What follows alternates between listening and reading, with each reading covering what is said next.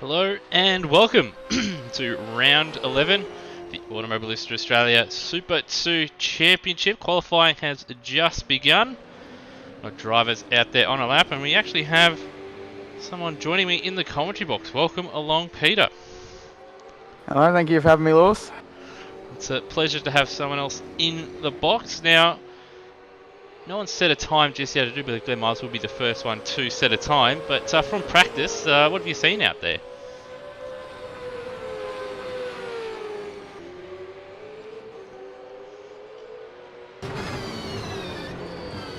Not much, huh? Sorry, headset problem. Yeah, the Kiwis, Block Knight and Scott Stancliffe they've come out guns blazing tonight. They've been a bit untouchable so far. Yeah, both were very, very quick. That said, though, the first 5 or 6 cars were pretty tight together, about half a second between all those guys as well. So expect to see a close qualifying session. But I think, Pete, around this circuit, the big thing is going to be tyres. So qualifying might not matter all that much if you overdrive your car in the race. So towards the end of each race, those tyres, you're going to want to have something left. Otherwise, you're going to be struggling out there. Yeah, and I've had a little talk with some people, and fuel for some of the drivers that are a bit more aggressive is possibly also going to play a factor in these races. Reverse grid might save them because they won't be going so hard, but yeah, they'll be working pretty hard. It's interesting. Fuel, I wouldn't expect to be an issue, it being at 1 times, but have got our first 2 times out there. Got NZ Snipes and Noel Stancliffe. 32.5 is a very, very good benchmark lap, but we did see 32.0s out there. Well, he was one of the drivers that set a 32.0. Tim Redmond / Block Knight being one of them. And Lime Mitch was also very, very close as well. So he won't be too pleased that he wasn't able to quite match his lap time. It's still a good benchmark, though, at a 32.5, Pete. Yeah, it's a pretty solid time. Only like you said, about half a second off. Just waiting for our Block Knight to come out. You're just scrolling through the drivers at the moment. A lot of drivers that are out on track at the moment haven't set or aren't on a flying lap. We do have Wayne Spencer out there starting his hot lap, so we'll jump on board. And I'm going to have to update the camera files between sessions here, as I did a little bit of an update before and it's overwritten the camera files that I had. Just a quick thing for anyone watching on as well. Steve Burko and Liam Mitch are not able to participate in qualifying. Yeah, so that is something. So there were penalties to be handed out. Burko's was for an incident at the start of race 1 there. He made contact with Stancliffe into turn 2. It sent him around and caused a whole bit of fun down there at turn 2 on the opening lap of race 1. And Lai Mitch made contact with Doint at turn 5. Tried to send it up the inside, spun him around and wasn't redressed, but was there.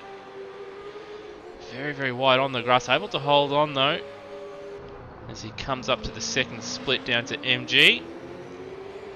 1.2 seconds down, so it hasn't been a good lap from him. He was another one that was looking okay in practice, but hasn't quite put it together here in qualifying. Nether Realmian is now on a lap. Yeah, so we'll cut to him just after Wayne manages to cross the line.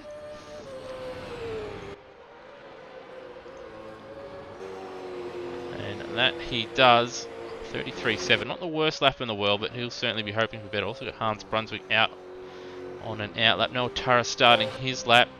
We've got Nether Elmian there, 6/10 down at the first split. Just having a look at the lap time set, and Nether Elmian down in 15th overall in all the times that have been set around this circuit. So not looking too good for him at the moment. He'll be hoping to put his best time together here in this qualifying session. And 1.1 down at the second sector.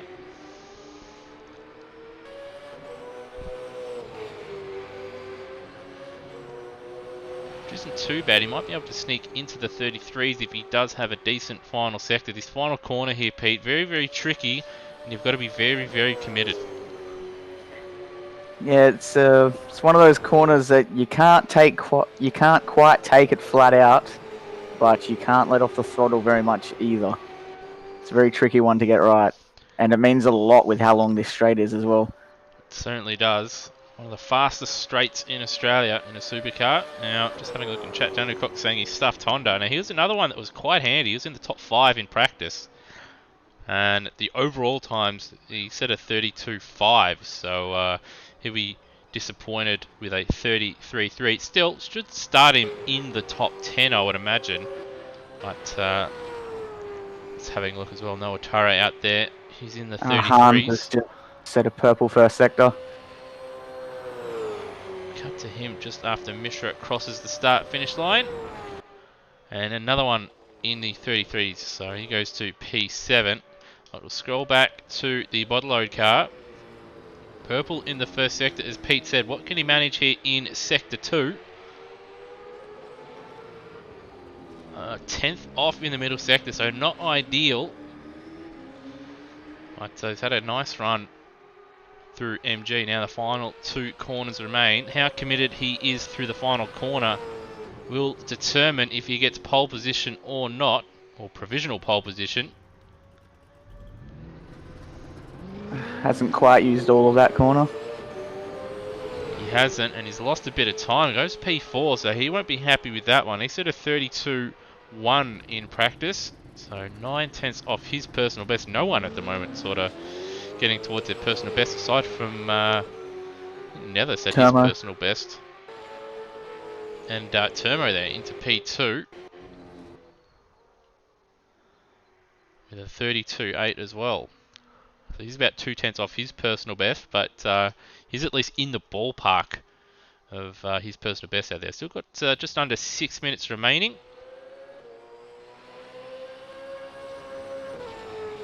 And that's Cecil. Got Taipan out there on a lap. Second of the GRM cars.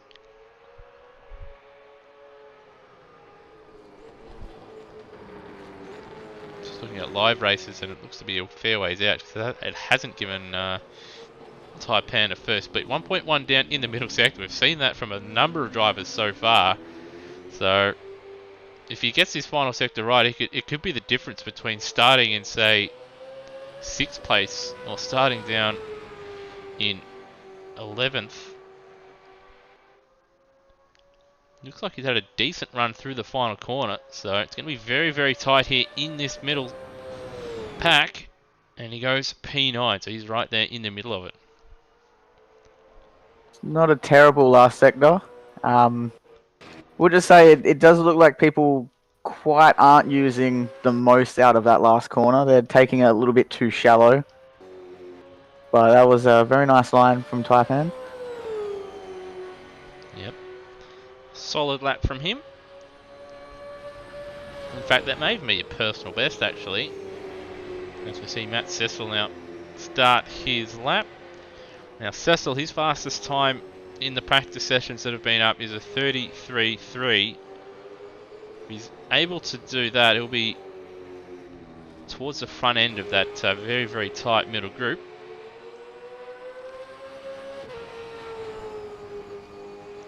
In fact, 33.3 will be right with Daniel Cox there in P5.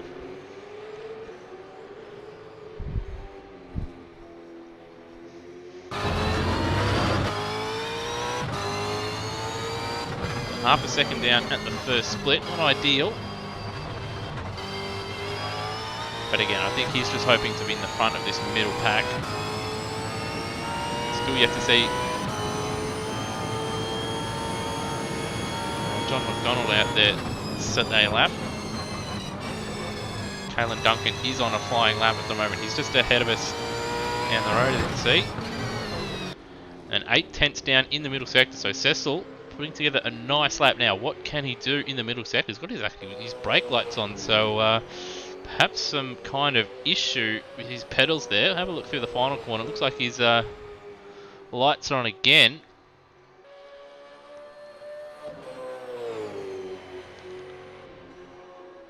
So may need to have a word with him in the warm-up session. Crosses the line 33.7, so he lost 4/10 of a second. Good enough for P8, but was looking quite good in the middle sector to jump ahead of all that queue. Redmond is now coming around the last few corners to start his lap, and he will be the last person to do a lap. Everyone else is finished. Redmond, in the previous practice session, 1 minute 32.059. Right on board his hot lap here on the Violent Grand Prix circuit.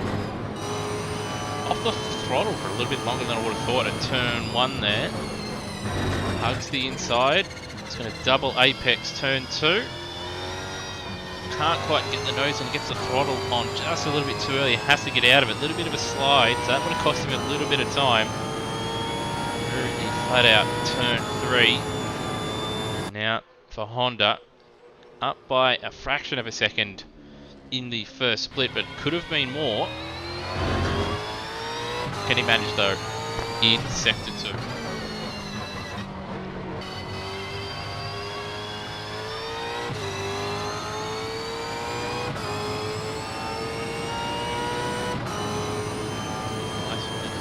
So far in the second sector, Nookie Heights, trickier corners in a supercar. Too much aero, big and heavy. They've got a braking zone right after. Here we go, second split is up by a 1/10 and a half. Bit of a short shift there. The second last corner doesn't want to break traction. Out wide and then inside. Can't quite get the inside tyres onto the curb. He's still able to carry a fair amount of speed through the final corner, and it should be good enough for pole, and it is a 32.1. The only driver, well, out of the faster runners that was able to get really anywhere near their personal best. And Redmond will start from pole position, and he'll have Scott Stancliffe alongside him on the front row. Turmo having, I believe that's his best qualifying effort of the season. He'll be starting P3. NZ Snipes, again, having one of his better qualifying sessions of the season. He'll start P4, followed by Brunswick. Cox still looking for his big break. Noah Tara in 7th. Wayne Spencer in 8th. Cecil 9th. Mishra in 10th. Then we have Taipan, Netherelmian, Darren Kemp, Kalen Duncan, Cheese, Rhodey in 16th, followed by Brian Walsh, Glenn Miles, and of course Lime Mitch and Steve Burko, both having rear of grid starts. And John McDonald, who was a late joiner in practice, he didn't go out and set a time in qualifying. Well, Pete, fairly interesting grid we have coming up.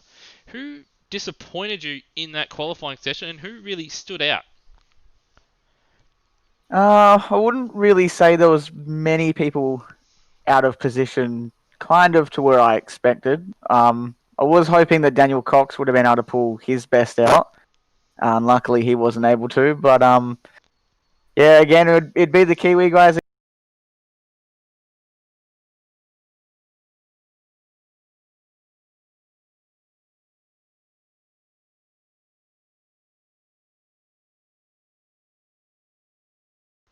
It's good to see a non-HRT get pole, and it's going to be interesting to see how those HRT drivers come through the grid in this first race. Well, it's certainly going to be interesting. It was touched upon in the driver's briefing, but for those that haven't seen this version of the track before, the grid between the rows is very, very, very close together. So if a driver in front of you gets a poor start, you're going to be stuck there, or you're going to have a bit of a ding in your front bumper. So you'll be hoping that the car in front of you at least gets a good start and you have somewhere to go. Otherwise, you could see a little bit of a different barge there. And starting from the back, I certainly won't want to be either Lime Mitchell or Steve Burgo at the start. Obviously, once they get running, it'll be okay. But that start there, it's important for the likes of Redmond, Stancliffe, and even those other guys, say Turmo or Hans, if they want that last spot on the podium, they're really going to want to early on break away from the HRT cars that are going to lose time off the start. Alright, well, we'll just take a short break. I'm just going to try and sort out these cameras, but we shall be back in hopefully a minute or two's time, and go through the drivers and team standings. Don't go anywhere.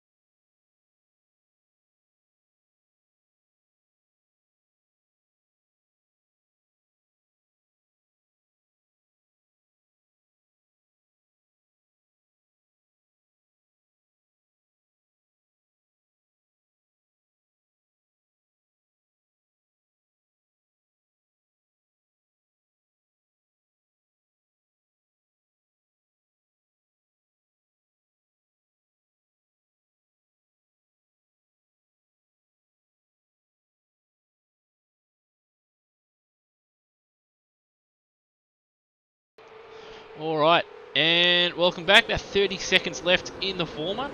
Drives out there, looks like they're out there practicing a start. But that gives us just, well, not too much time, but it gives us a little bit amount of time to go over the championship standings. So let me just try and find a nice little shot somewhere. There isn't too many around this track. But there we are. If the game wants to, there we are.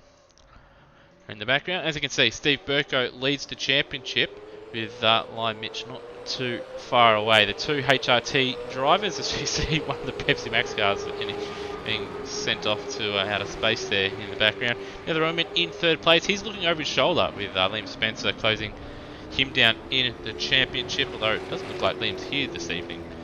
And we have Turmo, did a really good job in qualifying. He's sitting P5 in the standings. Wayne Spencer there behind him with Paul Morris / Billy Douglas-Longer in 7th. Stancliffe, a latecomer in the championship. That's why he's down there in 8th. Same with Matt Cecil down there in 9th. NZ Snipes, another latecomer in 10th. The highest pace Nissan. As the session ticks over to the race. And then over the screen, I've got Bolger in 11th. Rodney in 12th, followed by Glenn Miles, Brian Walsh, Tim Redmond. Our pole getter will start from, well, he's 15th in the championship. Will start from pole, Whitmore, and then Cheese, Cox, McDonald, and Kemp. And as you can see, Brute on that screen there, John McDonald, Jon, no H in that one, mate. Alright, so about 45 seconds away until we're, well, at least the formation lap is up and running for a race 1 here from Phillip Island. Brute, or Pete, one of your nicknames there for those listening along. Who is your pick for a race 1 here from Phillip Island? Don't know really. I'd actually really kind of hope that Turmo comes through and gets this. I don't believe he has a win in Super 2. But yeah, I'd probably say my money would be on Redmond. Yeah, Redmond and Stancliffe have been quite quick in practice, so my bet would be 50-50 on those two. You can't really count out Hans either. He's been quite quick as well, but it's going to be tough for him starting a couple rows back. Anyway, the formation lap has begun. Pete, why don't you run us through the grid for race 1 here from Phillip Island. So starting off at pole, we've got Tim Redmond, followed by one of his Kiwi mates, Scott Stancliffe in 2nd. On the 2nd row, we've got Turmo and Snipes. Both of them have done a pretty good time in qualifying. Very good to see them at the front. Hans will be looking to back up his round win from last time out, looking to come forward with Daniel Cox, a surprise front runner. On the 4th row, we've got Tara and Spencer, who, again, have done pretty well considering where they have been in previous rounds. Row 5, we've got Cecil and Mishra. I believe that's Mishra's best qualifying result that he's got. First time in the top 10, so well done to him. 11th and 12th is Taipan and Nether. Nether will be looking to push forward after, you know, a few bad results lately that he would love to rectify. In 13th, we have Darren Kemp. 14th and 15th are the Norton duo of Duncan and Cheese. 16th is Rhodey. 17th is Brian Walsh. 18th, Glenn Miles. 19th is Jon McDonald. And rearing out the grid, we have Lime Mitch and the current champion, Steve Burko. Current champion. So there we go. Pete has called the champion. So Steve Burko will be champion of this season. Still a few rounds to go, but he's called it already. I think he means championship leader there, but we'll stick into that one, Pete. So there it is. Steve Burko, we can announce it now, is the Super 2 champion. I was actually referring to the Super 2 Pro B winner from last season being Steve Burko, who grabbed it off Cam Rutledge right at the end of the season. So, I'm trying to think how that... was it a DNF from Rutledge in that final race, or was it an overtake? I can't remember. That was the race. I think it was Rutledge not finishing, but I do believe Burko was just ahead of him going into the last round. So technically, only Pro B drivers are eligible to drive in this series, and so I guess you could say that he is a Super 2 champion. As the drivers now form up on the grid, and as you saw just before the start of this formation lap, and as you'll see as I pan out here, these rows very, very close together, and if you do miss your grid slot like a number of drivers have done, fair chance of whacking into the back or into the front of someone. So hopefully with them all being so close together, drivers will be able to find their grid slots a lot easier and not overblow them by about 10 meters like some of them did down at Phillip Island. Looking at the back there, Light Mitch has angled his car towards the inside of the track. I'm surprised more people have not done that, actually. Yeah, it's not a bad ploy.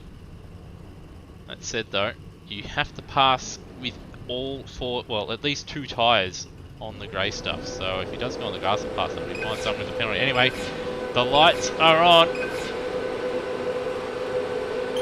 Away we go. And Termo didn't get a great start and sort of walked Hans there, but here we go, the long run to turn 1, and they're 3 wide, 4 wide in the middle there. Hopefully they all get through.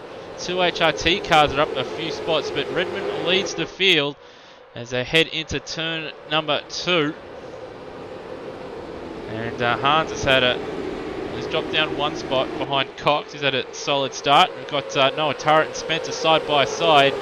And Wayne on the grass there, a little bit sideways and twitchy. Lion Mitch already up to 11th spot. He's side by side with Taipan as they go through turn 3. But Taipan very wide on the grass. There's Rhodey on the grass as well. I thought he was going to end up having an adventure. And a bit of contact there. Looks like Cecil and one of the Pepsi Max cars, that's Mishra there, sort of stopped him in his tracks. But no spinners as of yet. Nether's had a start. He's dropped a spot, and Burko up 5 spots, so not quite doing as well as his teammate who's up into 10th, but the HRT drivers already monstering their way through the field. We've had a little incident for Tim Redmond, who ran a little bit wide. He's dropped a few positions and given Stancliffe the lead. Just cut back to replay and see how he's managed to do that. So it's on the inside coming into Honda, and Stancliffe on his outside there. And then Stancliffe just up the inside, a corner later, and again on the grass, and that allowed Termo and Snipes to get by. But Redmond already on the offensive, and he's going to go side by side down the main straight with NZ Snipes here. Snipes will have the inside into turn 1, but backs out of it. So Redmond now back up into 3rd place. A little bit further back though, Lion Mitch up to 8, so he gets ahead of Wayne. It's an incredible start. Always seems to do this. Able to make his way from the back end of the grid to the front end of the grid very, very quickly. His first lap's very, very impressive. And he's done it once again, up 13 spots in a lap and a sector, as we see Noah Turret looking to make a move on Hans. A little bit of contact at Honda, but gets the job done. We've got yellows out for something back there. Matt Cecil ran wide through Honda and smashed into the inside fence. We also had Scott Stancliffe ran wide at turn 2 and has dropped back to 13th, giving Termo the lead. Did, and Cecil was right behind him as that happened, and sort of did the smart thing, Cecil. Instead of just going into the main pack, he just went into the wall on the inside. And see Redmond now make a move up the inside of Termo at MG. Termo will have the inside for the final, or the penultimate corner. NZ Snipes waiting right there as well. Cox also right there. So these front four got a little bit of a gap over Noah Turret in 5th, but it looks like it's only a matter of time before Redmond is able to make his way back up into the lead in this race. Stancliffe will be kicking himself up, getting himself into the lead. And looks like Snipes coming under attack from Cox in behind. And same with Brunswick. Neither of them getting the move done. As we see Lion Mitch now right behind Brunswick, who gets around Noah Turra. Looks like he ran a little bit wide on the exit of turn 1, so Brunswick now back up to where he started in P5. Leimich a little bit wide. It's compromised him a little bit. And Wayne Spencer now coming into play just behind him as well.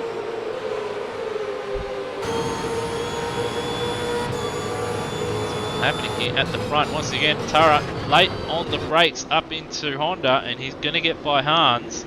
Hans going to try the old switcheroo, but not quite close enough. And Lion Mitch not happy with something there, flashing his lights. Let's cut to a replay and to see what happened here.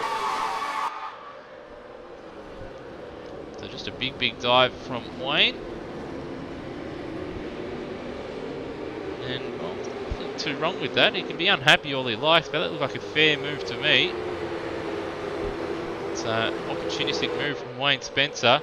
Now Turra looking to make a move now on Cox 4th. He's dropped off the back of Snipes as once again Turmo and Redmond side by side to the penultimate corner. Redmond's going to go around the outside. Burko's rolled. Oh, where has that happened? We're going to have to find him. There he is at the back.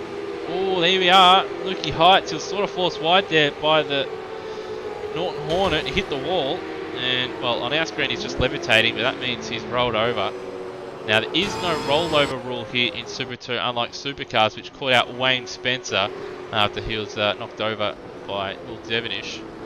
But back up the front. Redmond in the lead. But Turmo is in his slipstream. It's going to be important for Turmo if he wants to win this race to stay in that slipstream and wait for the right moment to strike. He's going to have to make a move quickly. He will not want to let Redmond get away. There's Noah Turra wide at Honda, as was Brunswick, as Spencer sent it up the inside again, but Brunswick able to hold on, and this pack brute getting angrier and angrier. Yeah, it's quite enjoyable seeing that they have turned it into an 8-car battle pack. It's definitely going to be interesting to see how all of them not only go with keeping strong in their battle, but making sure that they not only have their fuel under wraps, just in case that might be an issue, but especially their tyres. As by the end of the race, they will most likely be battling with some very worn tyres. Yeah, tyres are going to be the important one. Oh, Redmond's broken away here, so that middle sector was very important for him. He's broken away. Turbo will have just a little bit of slipstream, but I think Redmond, he's safe for now, and Turbo's going to have to watch his back, not having that slipstream, while the cars behind him all will. So there's first, second, third, fourth, fifth, sixth, seventh, and eighth. And we have Taipan in ninth, recovering Stancliffe and Mishra. And then we have Netherelmian, Duncan, Kemp, Cheese, Rhodey, and then Miles, Cecil, McDonald, and Burko. So disaster for Burko. That's certainly not going to help his championship chances, is it, bro? No. With Lime Mitch doing as strongly as he has, Burko is really going to have to pick his places up, because with Lime Mitch in 7th, he will most likely need to finish 13th or 14th to stay ahead. And looking at how Lime Mitch has been going so far, it's not going to be long before he's going to put a lot of pressure on Steve in this championship. If it's any consolation though, because I think Burko is a fair way off a number of drivers, so he's probably not going to move too many places up, barring some mistakes. If it's any consolation though, he will start towards the front end of the field in the reverse grid race, provided of course that he finishes. So he will have an advantage at least in race 2, but he will need a little bit of help as Wayne Spencer, a little bit of contact between himself and Lime Mitch as they continue to duke it out. It's actually cost him a little bit of time to the massive pack in front. Redmond's broken away now, 1.7 seconds clear. And now the big battle is on for second. Turma does have a slight lead over Snipes, who's coming under attack from Cox in behind.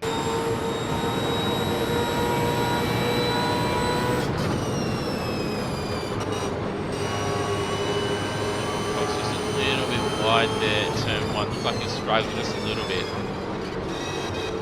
Brunswick, he's very wide. I thought for a moment he's going to run wide onto the grass there, but is able to pull it back up. The big question is going to be is that who's using more of their tyres at this stage of the race. you certainly don't want to be in the middle of one of these packs, Brute, because as I think everybody that's battled, as we see a mistake there from Cox, sees him run wide and drop to the back of that queue. And now Brunswick's gone around. I don't know if there was contact. We'll just cut to a replay and see if there was. No, he just lost it on his own there, and that's dropped him well down the field. But what I was just about to say was that, as we've all experienced that have done a bit of racing, when you are in one of these battle packs, you do tend to use up more of their tyres. So it is going to be a little bit tactical, Pete, whether you battle hard in this early stages or you try and save something for a little bit later on. Yeah, just went and take a little check at the championship points. Right now, Lion Mitch with Burko being in 17th and Lion Mitch in 6th. Lion Mitch is currently 3 points ahead, so the championship fight is definitely on. But yeah, they've been saying that by the end of a stint, you usually get down to about 20 to 30% tyre wear. And, you know, a lot of that testing is with people racing on their own. So if people are going to get in their battle packs, it could potentially ruin the end of their races.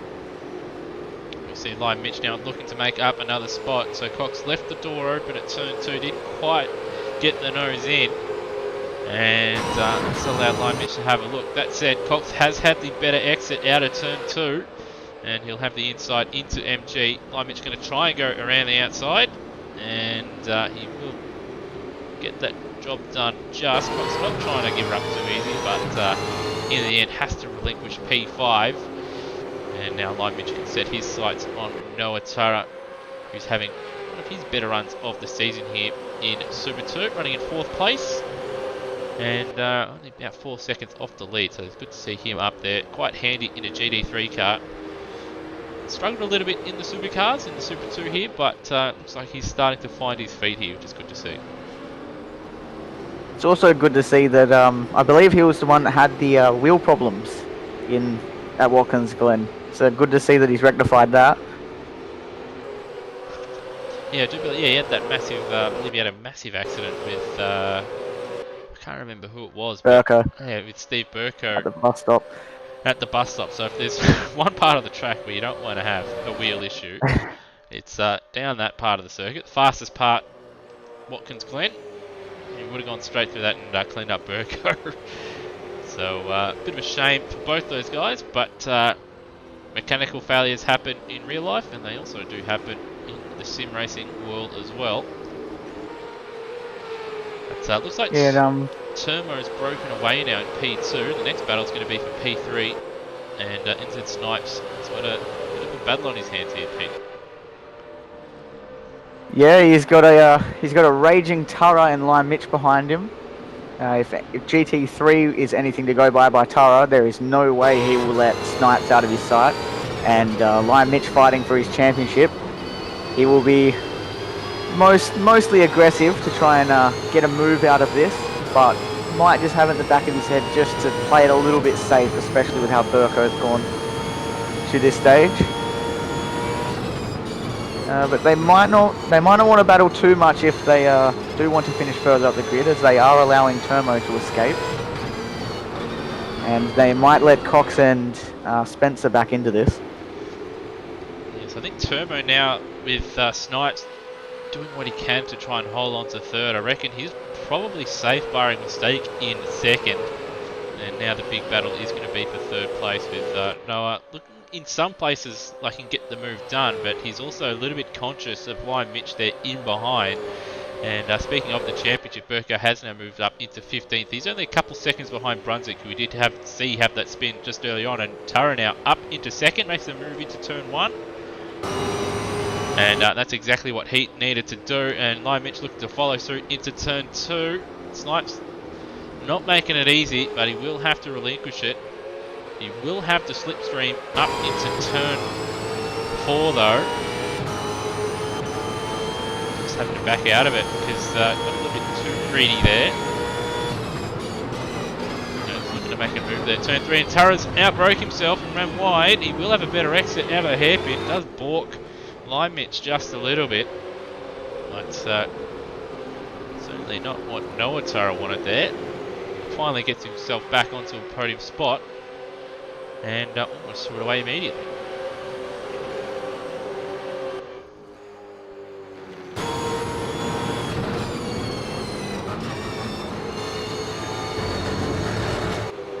So it looks like these guys much quicker than Cheese, so he's falling away here. Scroll through the field just a little bit. We've got Stancliffe now. He's made his way up, back up to P8, so he's now behind Wayne Spencer. That's a battle to look out for. Michelin P9 and Taipan look like they're having a good battle as well. He's having a bit of a lonely race in this one. He's just ahead of Kalen with, well, Hans has just been overtaken from Burko, so Burko doing a good job here to recover. Showing some good pace here in the middle part of the race. So I have been having a look at the gaps there, Pete, and he's been able to sort of maintain the gap between himself and the race leader. So he'll be really ruining that mistake at Lukey Heights there.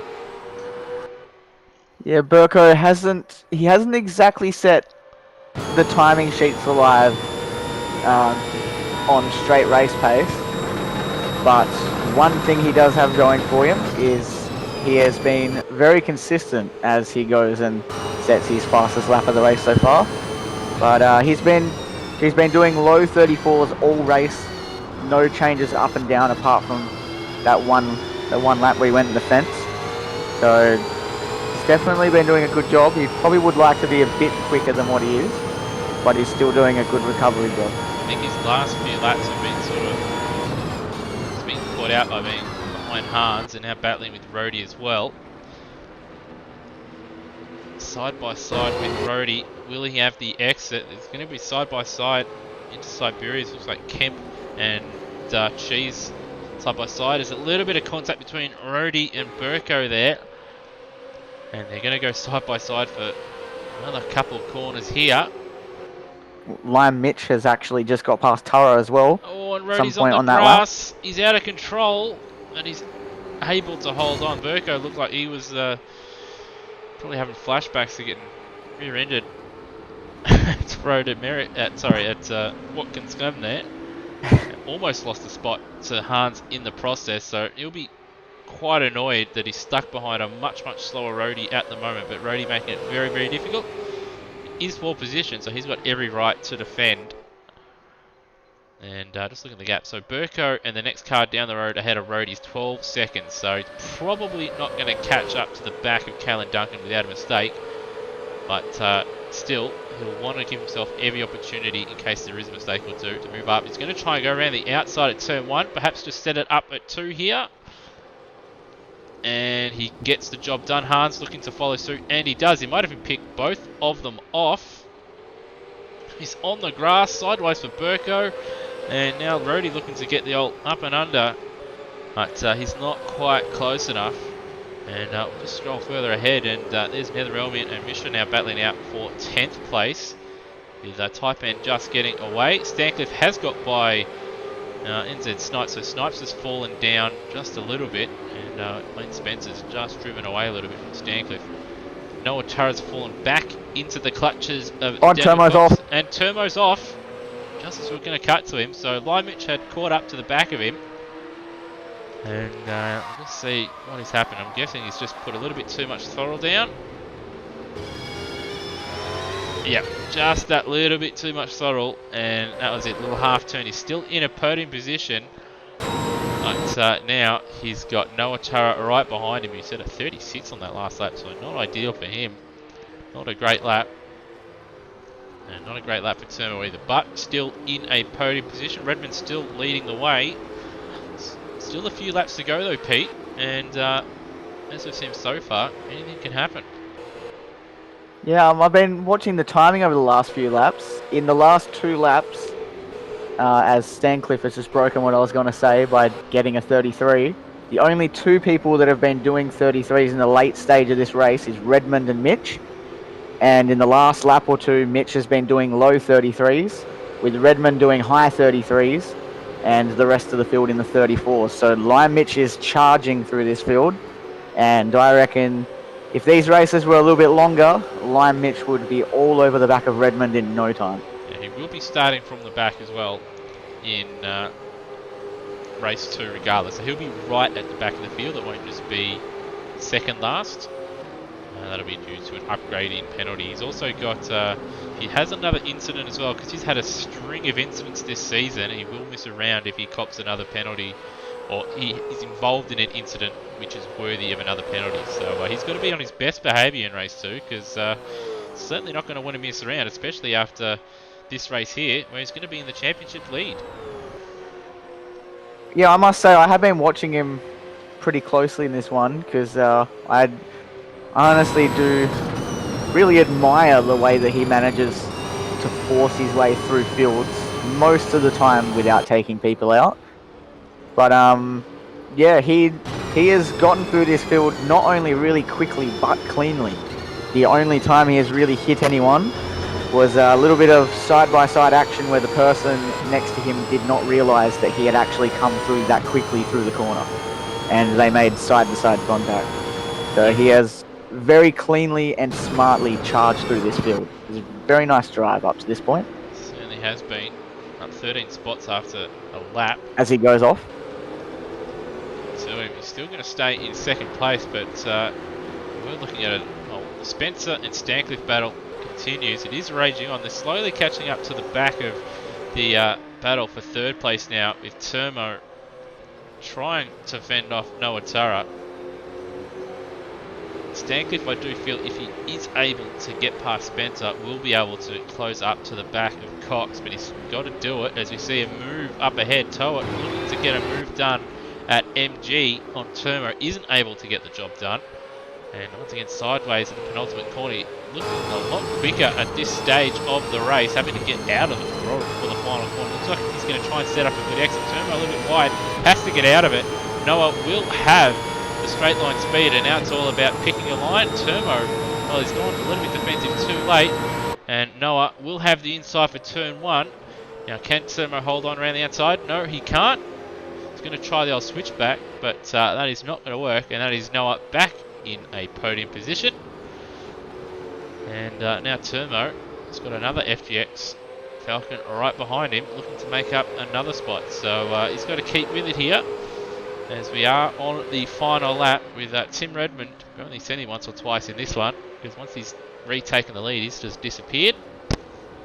But still a number of battles taking place, with Stancliffe trying to go around the outside once again at Honda. No, the old switcheroo up the inside. Textbook move, a little bit of contact, but that is all fair there.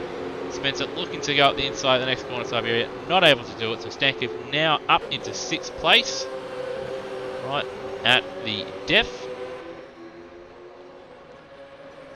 And got Redmond now going through MG, 7 seconds to line Mitch in second, and then Noah Tara at a second and a half away, as we see Cox looking to make a move on Termo. MG might have been a little bit of contact there, because Termo was wide on the exit, and they're going to go side by side through the penultimate corner. Termo a little bit of slide, but Cox around the outside, contact with Termo, and that's going to cost him that position. Might even cost him a position to Stancliffe, but Redmond wins race 1. Lime Mitch will finish in 2nd place, so great recovery from him. Noah Tara picks up a podium. Cox, Termo, and then Stancliffe and Wayne Spencer. And Termo not happy with that one. He had a podium there, but the last couple laps cost him dearly. Snipes will finish in 8th after running in 2nd and 3rd for quite a lot of it, kicking himself. Mishra finishing in 9th, just ahead of Taipan and Nether. Then we have Kalen Duncan finishing in 12th place. Northern Hornets Racing. Burko recovering to P13 in the end. And then we have Rody coming home in 14th. So something's happened. Another incident's happened to Brunswick, because he's going to finish just behind Kemp, who'll finish in 15th. And Brunswick down in 16th. So he was starting in the top 5, or 5th or 6th, I believe. But did have that spin, and then must have had another one somewhere, because he was right with Burko. And he's ended up behind Kemp down in 16th. Miles will finish in 17th ahead of Cecil, who had that incident down there at turn 3. Dropped him down the field. Cheese will finish in 19th, with Brian Walsh in 20th. And John McDonald in 21st, the last of the finish. And everyone making home, Pete. So good effort from everybody out there. It's very good to see everyone make it to the end. Very nice drive from Block Knight or Tim Redmond. Uh, he had a little bit of an issue when the first few corners where he was running a little bit wide, but definitely recovered from there and had a very nice drive home. Was able to look after his tires, unlike all the cars behind that were battling, and was then able to punish late in the race to make sure that he won. Yeah, fantastic effort from Redmond. Ryan Mitch again to start at the back and work his way up 13 spots after lap 1, finishing in P2. Great effort. Unfortunately for him, he just has to do it again in race number 2. So he's doing it the hard way, but with Burko's mishap, he'll be quite happy that he now leads the championship. He did dominate the early portion of the season. Looked like he was going to run away with the championship, but a couple errors and DNFs has seen him relinquish the lead for Burko, who's had the lead for quite a while now, but now back in the lead, and it's going to set up a very interesting final few rounds of the championship, Pete. Yep. With that race, Lion Mitch picked up 138 points. Steve Burko picked up 66. That now means that Lion Mitch has taken the championship lead by 27 points. With Burko being able to start higher up the grid in this second race, it does look like he definitely has a chance of getting some of those points back. But going off how Lime went in that race, he's gonna want to hope that some people hold up Mitch because he is very quick and very powerful at starting at the rear of the grid. Yeah, the first couple laps are going to be mighty important for Burko's championship, I feel. If he can get himself into the lead early on and then just pick up a win, it will be good for his confidence, good for obviously him to take home a win, because as we know, and as we expect really, his teammate Lime Mitch will come through the field and probably finish at worst third. If he has a clean run, doesn't have an off, he'll be at worst third place in this race. So Burko really has to get that good start, but I do expect him to do a much better job. Generally, if he does have a poor race, he does bounce back. So I do expect a better showing from him in this one. Anyway, we'll just take a short break as I sort out the grid for race number 2. Only 2 races this evening, this circuit being over 3.1 kilometres. So don't go anywhere. We'll be back in about 5 minutes' time.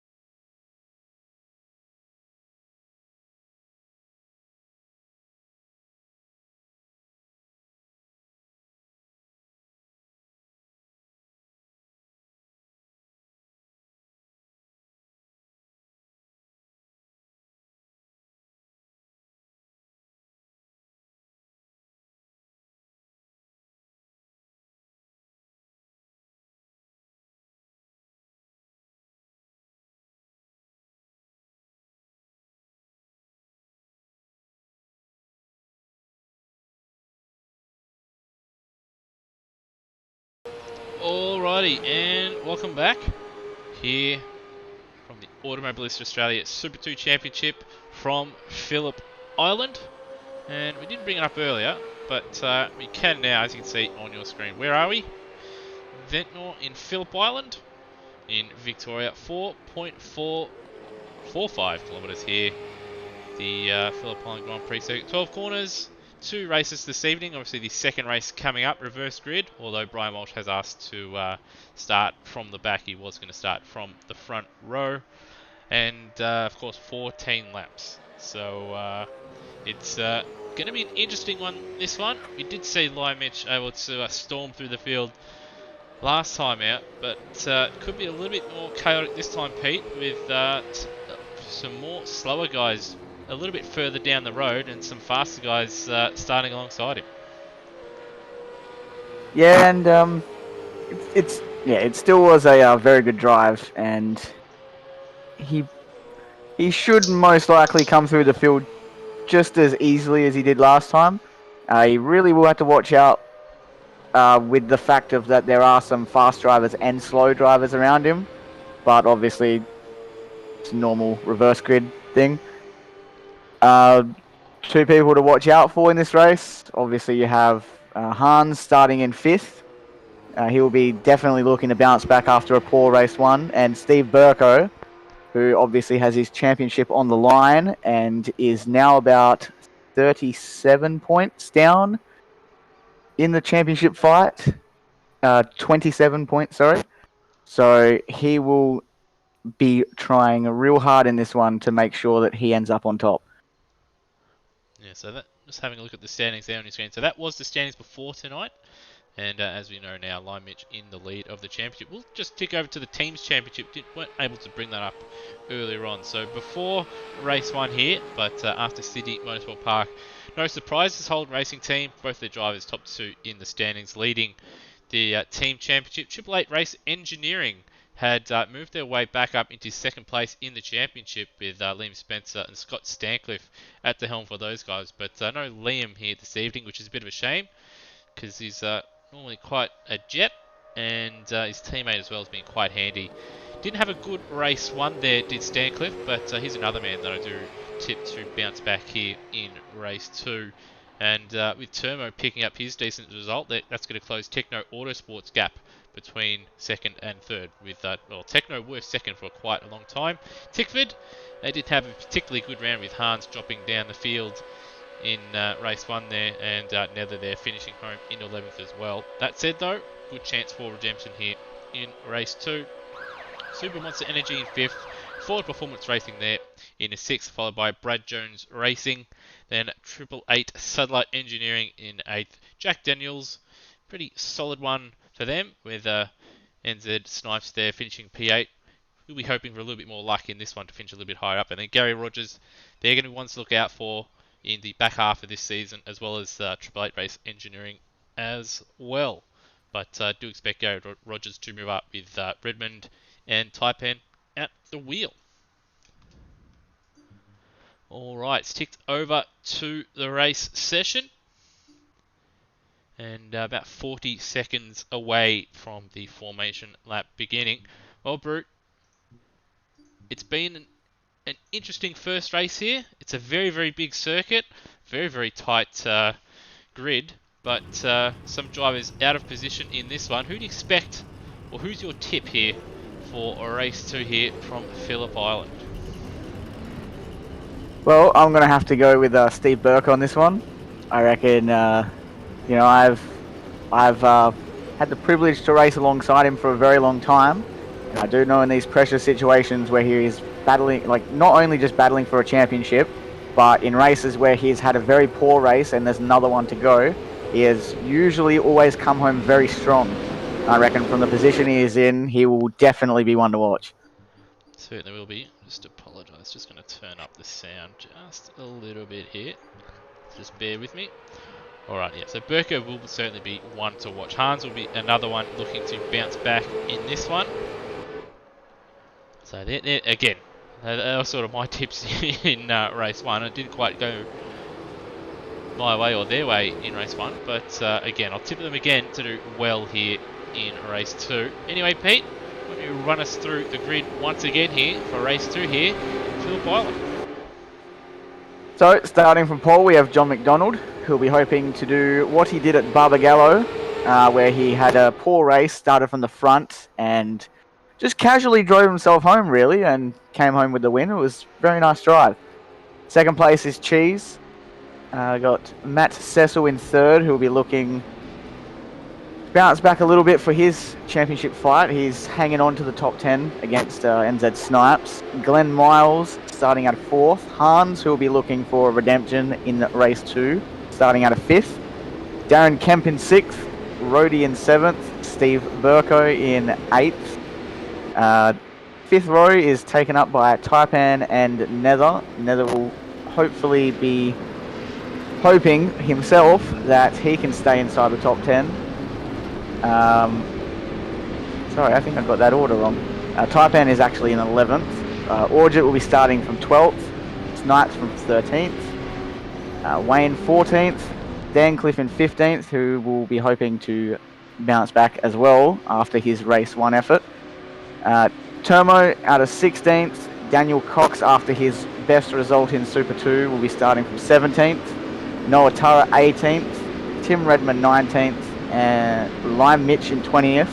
And Brian Walsh starting from 21st. And we've had Daniel Cox do a Juan Montoya, or a Juan Pablo... Juan Pablo Termo, Juan Pablo Termo there, having a bit of a spin on the formation lap, but he's able to regain his position there. Ryan Walsh asked to start from the back. He would have started from the front row in this one, but didn't want to be up the pointy end of the field in this one. So we'll be up to John McDonald and Cheese to lead us away. I did see actually on the grid that it looks like once again there's actually a bit of a gap, and McDonald's actually out on his own in the on the grid. So they have to look at the batch files and see if there's something that is a bit of rye there. But McDonald will have the front grid on his own. Actually had a very interesting formation lap. John McDonald has gone from being really quick in the first half of this outlap to he has really slowed everyone up. And it's probably going to mean that everyone's going to be starting with cold tyres and brakes. Interesting tactic. Yeah, not a bad tactic. It may pay off for a lot of the guys towards the front, like Burko or Hans, where normally if you do start at the back, and you're sort of lagging behind, you can keep your car a little bit warmer than those guys at the front, because obviously you're going to be sitting on the grid for such a long time. So everybody this time going to be waiting around for a little while. Looks like Glenn Miles is out of position by quite a bit there. He looks very, very far forward. And Hans as well, he's been moving up and down as well. So it will reset the grid. Have had this a couple times where drivers have been out of position and they haven't seen on the screen that they are. It does give you a little bit of message saying that you are not lined up correctly, but it does reset after 60 seconds. So pretty sure we're going to see that this time. It's, as you can see, gap between Burko and Nether there, as well as a bit of a gap between Miles and Kemp. But yeah, now we're just waiting for that little bit of reset. There we go. So it was Glenn Miles that once again out of position. But the lights are on here from Phillip Island, and we're moments away here from race 2. Away we go, and Burko bogged it down badly. In fact, he sort of balked Nether in one of the Pepsi Max cars in the background there. Looks like Miles has had a good start. He's having a look up the inside as well. And that's his Hans off to the side there. Looks like he's been hit up the back, and he's way off into the booties. And I wonder if he's going to get a penalty for that, or if he's actually... No, it's put him in first place, so there's nothing he could do about that. He's going to have to slow down and redress. But up at the front, Cecil has taken the provisional lead. Hans will, I assume, drive around slowly. In fact, we'll cut to a replay and just see what had happened there. So, right on board. That was actually pretty lucky by Hans. He managed to not get disqualified for cutting the track, but also got on just before the sector split. There's a bit of contact between himself and Kemp, I think, and here we go. He's driving slowly, so he's going to let the field go by. So Cecil will take the lead. Unfortunately for Hans, he's going to drop a fair way back Although that said, if he does drop around to probably around where Kemp is, he might get away with it. But Burko, out of all that, when we're looking at the replay, up into 3rd place. So important for his championship hopes that he's moved up. Lime Mitch still down in 17th, so not a particularly great start. Obviously around some quicker drivers and made it difficult for him. He's got Redmond right in front. So right on board. Redmond's got Taipan on his inside, so it's all testy here towards the back end of the field. The fringes of the midfield here. Around the outside goes Lime Mitch, and he'll take both the GRM cars, so thank you very much. Taipan not doing his teammate any favours at all there. And now Lime Mitch can set his sights on Rhodey up ahead, but Rhodey was a bit of a roadblock in race 1 for Steve Burke, and I wonder if he will be for the other HRT here in race 2, as he just lets him go. That's actually, again, a really nice start from Lime, and that's very surprising. As I went back and checked his first lap, and he actually spent the majority of the lap stuck behind Redmond and Tara, who was side by side for almost the entire lap. And he still managed to cut 8 spots. He's on the grass, he's on the grass, he's Lime Mitchell. We're just having a little bit of a long shot down there, and that's going to drop him behind a number of cars. And he's had a little bit of contact with Redmond there as well, as he was trying to rejoin the track. So that's dropped him back down to 14th behind the GRM cars, who are once again side by side. This time Taipan on the outside, looks like he might lose out to Lime Mitch. And he will. Lime Mitch right in the wheel tracks again of Tim Redmond. Tony Cox right there as well. Got Rhodey and Noah Tara side by side. Rhodey, he almost had it off there in race 1. He's again very, very awkward there, coming into Lily Heights again there. We did see Burko make his way up into 2nd place, and I did hear a punch up ahead, so perhaps a little bit of contact there. As Lime Mitch sideways, he was ahead of Redmond there for a second. Got the yellow flags out, and that is... work out who that is. That is Cheese that's gone around in the 2nd Nissan Hornet, as they've got Wayne Spencer and John McDonald side by side. So energetic start. And Stancliffe, both of us have missed out on him, up 12 spots into 3rd place. So fantastic start from the Red Bull driver. Yeah, that is a very good start. Well done, Scott Stancliffe. Also had Arjun Mishra, who down the front straight going on to lap 2 at the conclusion of lap 1, just randomly disappeared down the front straight. So bad for him. That's internet drama, I'm guessing. Here we go. Big contact between Snipes and Spencer, so I don't think Spencer's going to be too happy with that. And then Snipes just looking to redress, but he blocked Hans there, so that is going to be a penalty. That's his shades of Bathurst 2016. But he's going to redress that position. He can't do it when, there's a car right behind you there like that. But Lime Mitch now, he has got ahead of Redmond, and also got ahead now of Hans Brunswick, who was blocked there by Snipes. And that's elevated Kalen Duncan up into 6th place, so he's had a quite tidy start, hasn't made any mistakes, and moved his way up a few spots, so he's had a really good start to his race 2. Here's both he and Wayne Spencer a little bit wide at the penultimate corner, that turn 11, but both just hanging on. We come to the conclusion of lap 3, and it looks like all the fast drivers from the front of the field last time have managed to work their way quite far up the field, apart from Termo, who hasn't made up too much ground, and Daniel Cox, who looks like he was involved in an incident. But Redmond, Lime Mitch, and Scott Stancliffe, they have really put in the hard yards at the early stage of this race. And Wayne Spencer, who's up 9. And we've got a change for the lead, so Burko has got ahead of Cecil. So I've just cut to a replay here. So Burko has caught up to the back of Cecil, with a good run out of the final corner, and Burko using just a click shorter on the gear ratios, and he's sitting on the limiter for quite a bit, but it does give him much better acceleration. And side by side through turn 2 as well, but Burko getting the better drive out of 2 and taking the lead. Cecil, as we cut live now, has stuck around though, so he's done a really good job here in race 2. That said though, Stancliffe is closing, so he'll be hoping these guys continue to duke it out And then we've got McDonald and Spencer side by side. And we've got Lime Mitch and Duncan side by side as well. So it's all happening here. We've got McDonald off as well, right into a pack of cars. And, well, that's going to balk Snipes a little bit. But I guess that's just a little bit of karma for earlier on in the race. Redmond out of all this is the big loser, as Lime Mitch now has a few spots ahead, and it's going to be a few seconds ahead as well, as cars in front of him continue to battle. Stancliffe, fastest lap of the race at 32.8. Trying to think, was there a 32 in race 1? As they're 4 wide now into turn 1. And Nether up the inside, can he hold it?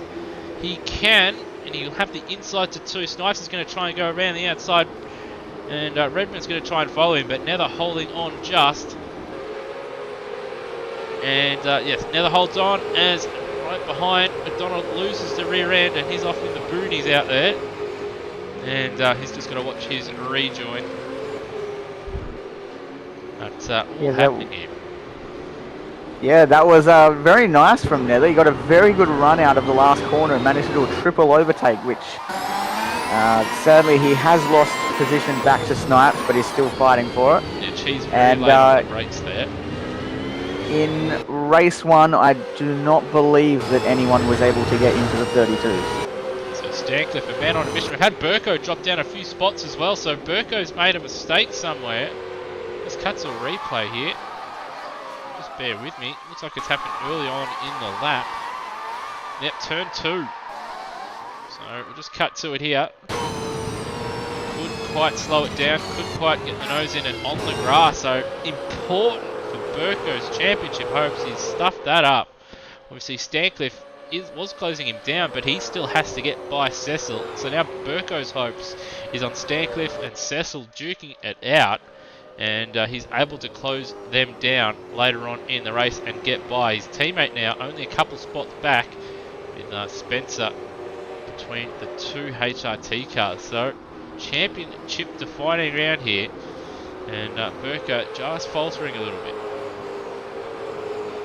And he's going to have to be careful too, because Lime Mitch, I have lost my live timing. It's not working. But the laps that I have seen Lime Mitch do, he's been doing low 33s, while the majority of the field, and especially the drivers in front of him, are not matching him. And he is already up 15 spots in 5th and only about 2.5 seconds back on Burko. So they're really going to have to knuckle down to keep ahead of Mitch, because he is a man on a mission. Certainly is. So Burko really does have to win this one. So he's going to have to find his way ahead of a very quick Stancliffe, who has got the fastest lap of the race. Only ran into 32s in either race this evening. And he's going to have to get by Cecil again, who has been quite handy in this one. So race 1 didn't quite go his way, but in clear air at the moment is doing quite a good job. Now, he is teammates with Cracker in this series. Cracker not here this evening. Now, this is very reminiscent of what Cracker does or has done quite often in TCR series and TCC series that I've ran, where he won't quite be anywhere in qualifying or in race 1, but he gets a bit of clear air and runs up the front in one of the reverse grid races, and he's just able to stay there with consistency while other guys behind him fall through the field and the faster guys battle it out. So he's doing a really good job at the moment, but that gap between himself and Stancliffe now under a second, and he also lost a 3/10 as well to Burko. But Burko, though, he does have to look out, because he's actually got Wayne Spencer closing him down as well. So it looks like Burko just not quite as confident at the moment, Pete, compared to those cars around him. Yeah, and to make it even worse, he doesn't only have Wayne, but he has a Lime Mitch who has again beaten his best lap of the race with another 33-1. So, yeah, he's really going to have to find something here, as Stancliffe has got past Cecil. Let's cut to that. So he had caught up to the back of him and immediately just sent it up the inside. Cecil just gave him room there, Siberia. And, well, straight into the lead. So Cecil, I reckon, just looking to play the long game here and just try and pick up the podium. Doesn't want to fight too hard. So Stancliffe into the lead. He's looking down the barrel of his second win. He took a win at race 2 last time out at Sydney Motorsport Park. Gap between Burko and Cecil, 2.7 seconds. I think when they get to the start-finish line, might be just a little bit closer than that. But Burko, I think, he's looking more in his mirrors because the gap between himself and Wayne Spencer around about a second. In fact, just under a second. Spencer, 33.3, his personal best. Line Mitch able to get into the 32s. Not quite fastest lap of the race, but still very, very quick as Wayne Spencer now defensive into turn 2. Line Mitch going to try and do the old up and under. But here's Line Mitch. Line Mitch gives Wayne a bit of a tap there. Is he going to redress the position? Now, he is under a bit of a cloud. If he does pick up another penalty, he will miss around, and he has overtaken Spencer with the aid of contact there, and he's not redressed it, so that is a reportable offence, and that will be a penalty if he doesn't redress. So I know it was only minor contact, but it does count as a bump and run.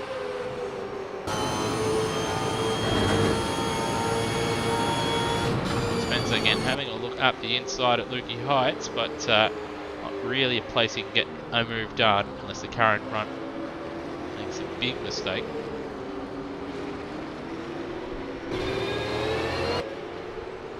Got a few little sneaky drivers through the field that have pulled their way back in this race that have gone unnoticed. Daniel Cox and Darren Kemp on the first few laps both had incidents and have almost gotten themselves back in touch, being in 13th and 14th. And we have Termo, who is now up 7 spots and has got his way into the top 10 as well, and is charging down NZ Snipes and Kalen Duncan for 7th. Two Nissans would have cut to him as Brunswick fastest lap of the race out of nowhere. Two Nissans duking it out last half a lap that we've seen them. Duncan having one of his best runs of the season. Snipes now moving his way up into 7th. Termo having a really good view of that battle. And Hans, after his fastest lap of the race, now in that battle as well, as Snipes a little bit wide, and once again that's going to invite Duncan to try and make a move. Termo's right there as well, as is Brunswick, and they're all very, very wide there. And I was waiting for one car to go up the inside. Looks like Brunswick at the back there, having a look up the inside of Termo out of all that, but not close enough to get the move done. Duncan having a look up the inside a corner later, but again, not up alongside to get the move done. And Snipes holds on to P7 for now. Termo now looking more in his mirrors, I think, with Brunswick right behind him. He's had pace this evening, but mistakes and a bit of bad luck. Hasn't been able to make anything of it as he gives Termo a bit of a serve there, and he's gone off the road to redress that position. So once again, more bad luck for Termo, who's been hit off the circuit, and more bad luck for Hans as he's dropped down the field once again after a nice little bit of a recovery there. But now importantly, Burko and Lime Mitch duking it out for the championship. Cecil's back in the lead, so Stancliffe's made a mistake. We'll just try and cut to replay. So Stancliffe has made a mistake much earlier than when the replay picked it up. In fact, no, it was at the last corner. So Stancliffe clipped the grass right on the entry, had a half spin, did a good job not to spin it. And that's Cecil now into the lead. Stancliffe down to 2nd, Burko right there in 3rd. But he's got his teammate right behind him. But his teammate as well under a bit of a cloud after a little bit of a bump and run. Wayne Spencer there. I reckon this could turn out to be a very good finish here. Matt Cecil may have given his position easily to Stancliffe and Burko earlier in this race, but with only a few laps left, I reckon he will fight this to the death.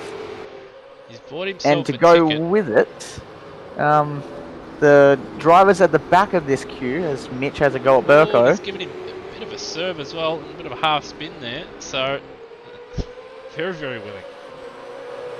Yeah, these back few in this field, in the top 5, I reckon if they do not do what they just did then again, yeah, they will be really pressing to make this a 5-car fight for the lead.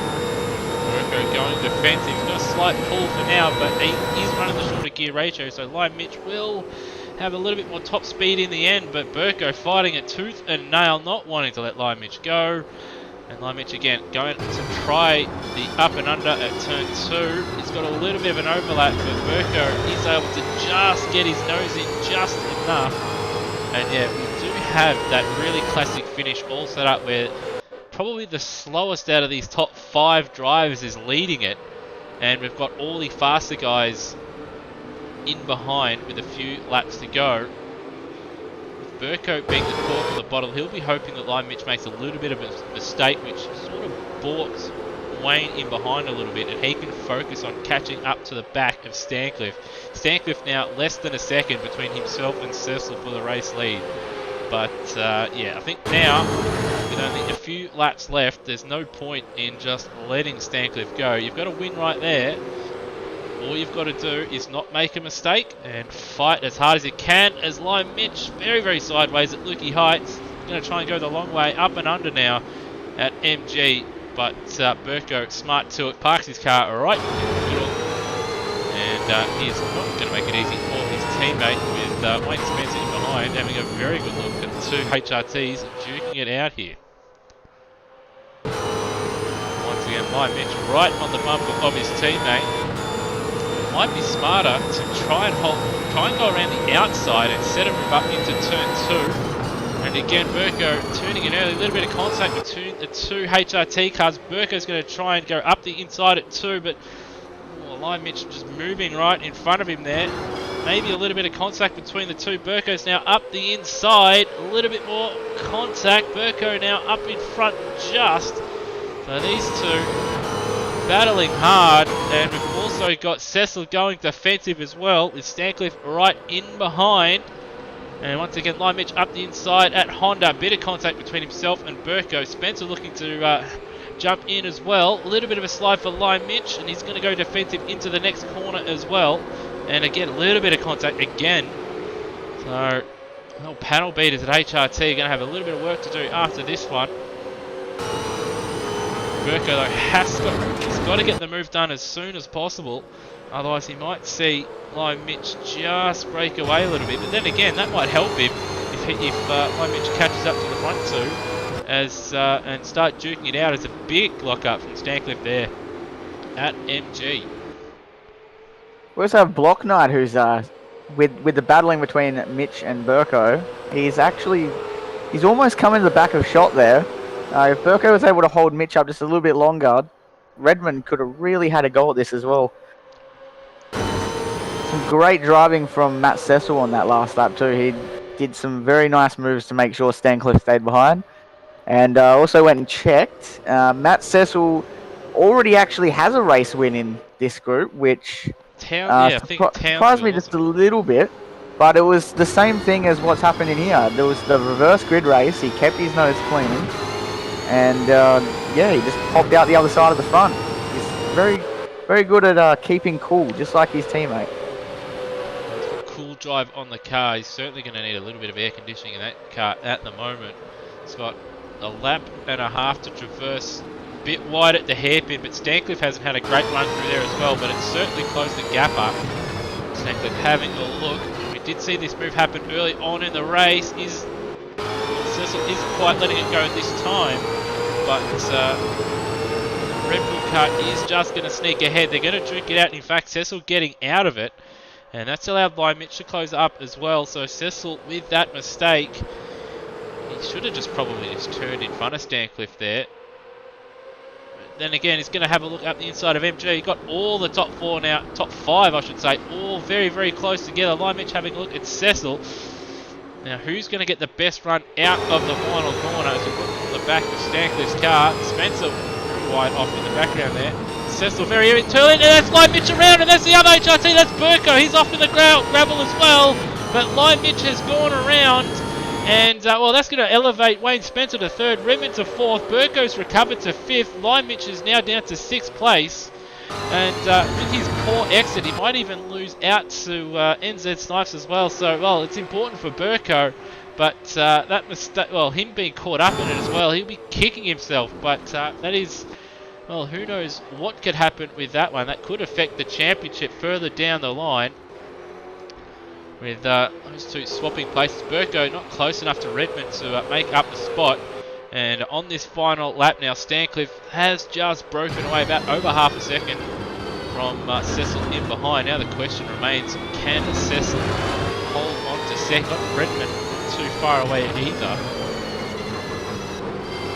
And well, Cecil this time able to make it through that Siberia, but kicked himself. He couldn't just do it. The final 2 laps there, he'd still probably be in the lead, but just 3 corners to go now for Stancliffe, and he'll take his second victory of the season. Cecil just having a look, and he's not going to be close enough here.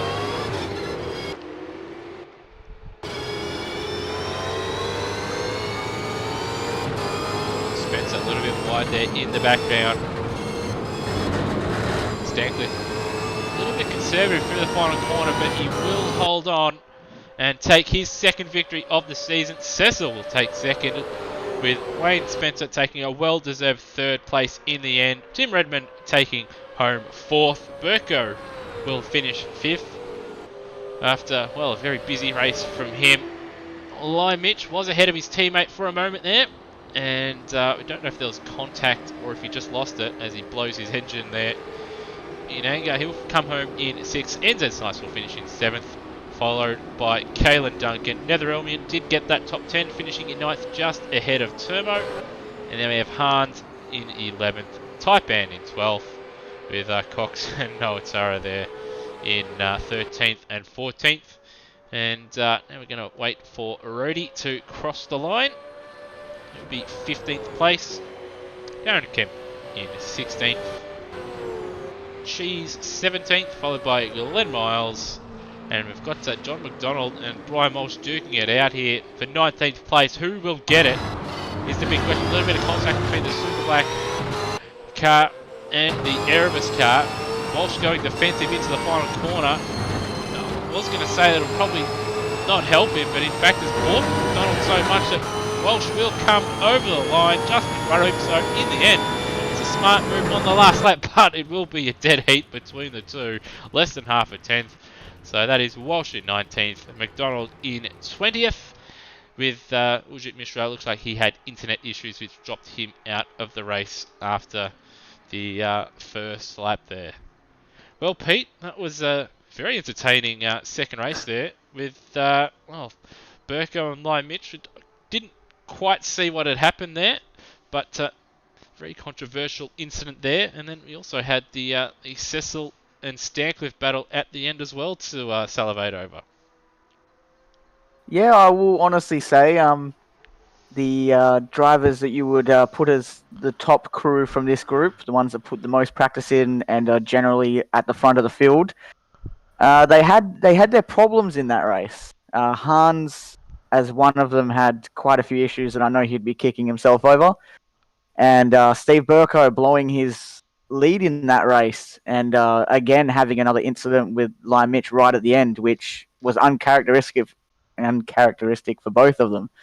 But it is very nice to see Cecil and Spencer on the podium, and a very well done job from Scott Stancliffe to get his second win.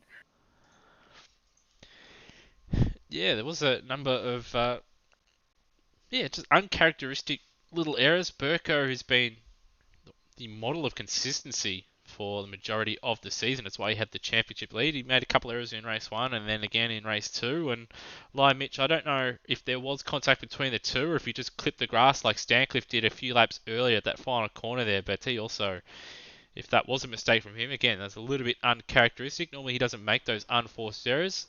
Also good to see Cecil there on the podium, and Wayne Spencer as well, picking up a well-earned third place. Those guys really did have a really good second race there. But, well, that just about does us, Pete. Got to say, you did a really good job, and you're welcome to come back anytime. I hope you've enjoyed your time in the commentary box here. Yeah, thank you. I will definitely be back for Bathurst. Yeah, I honestly quite enjoyed myself. I might make this a permanent thing for the rest of the season if you're happy to keep it going. That would be very, very welcome. because I don't think I would have been able to carry on, especially that second race there with all the happenings on. But before we do leave, just go over the championship standings if you do have it for us, and I'll go to the Facebook page and find out what is coming up in Automobilist Australia in the coming weeks. So I had a little issue with my live timing, which has stopped me from finishing the results for the second race. But there was 27 points going into this race. I believe with Steve Burko finishing ahead of Lime Mitch, it should be a 9-point difference between them. So it should be down to 18 points with a little asterisk over Lime Mitch to be racing next round. It would be it'd probably really suck in the championship fight for him to not race in the next round, but at the same time, he obviously has made too many mistakes, and it's obviously a rule. It's obviously a rule where if you keep making mistakes, you have to be punished for it. And sadly, he has kept making those mistakes and could possibly cop a pretty bad punishment at the wrong time of the season. Yeah, so we'll see if that incident does get reported.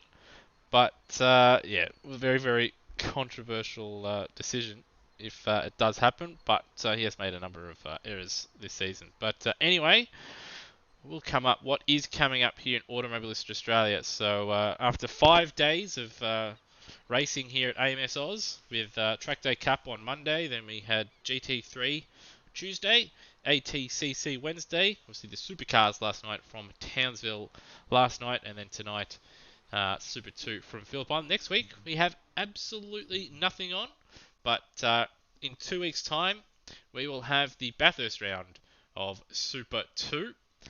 And then on the Tuesday after that, so on Friday 17th of July, is the next round at Automobilist Australia. At least the official round. There is talk of a possible test, another test or practice night with the Boxer Cup cars. But July 17 is the next AMSOZ sanctioned event with the Super 2 from Bathurst. Tuesday 21st of July is the first official Porsche Cup / Boxer Cup test race from Karuaru. And then on Thursday, the 23rd of July, we have the supercars from Hidden Valley for the top end twin sprint. Then the 31st, we have Super 2s from the Gold Coast. That is the old IndyCar layout, not the current V8 supercar layout. Anyway, Pete, thanks for joining me in the commentary box. And hopefully all those that have watched throughout this live stream, and of course that do watch this back, I hope you've enjoyed tonight's broadcast. And you'll catch Super 2 in 2 weeks' time.